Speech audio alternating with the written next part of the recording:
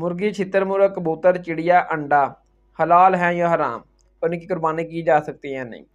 देखिए मुर्गी, कबूतर, चिड़िया ये हलाल है, ठीक है लेकिन इनकी कुर्बानी नहीं की जा सकती, ठीक है। बगैर ये तो मैमल्स भी नहीं है, ये तो पोल्ट्री है। पोल्ट्री वो होते हैं जो अंडे दें और बच्चे दें। ये चिड़िया हो गई, मुर्ग छितर-मुर्ग हो गया, कबूतर हो गया, अंडे देते हैं और बच्चे देते हैं। मैमल्स वो हैं जो बच्चे दें और दूध पिलाएं। बकरी, गाय, ऊँट ये बच्चे देते हैं, दूध पिलाते हैं। तो ये पोल्ट्री है, मैमल्स भी नहीं है। बाकी अंडा हलाल है, इसको सदका किया जा सकता है, इसकी कुर्बानी नहीं हो सकती। कुरान में अल्लाह ताला ने 4 कैटेगरियाँ बयान कर दी हैं जिनकी कुर्बानी दी जा सकती है, बकरी, भेड़, गाय, ऊँट। अब बकरी और भेड़ की कैटेगरी में नबी साहब सल्लल्लाहु अलैहि वसल्लम ने मेंढक दुम्बे को शामिल किया।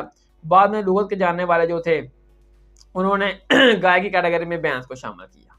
बस बाकी ये जो चिड़िया है, छितर मुर्ग, कबूतर ये तो है ही, ये मैमल्स है ही नहीं, ये तो पोल्ट्री है।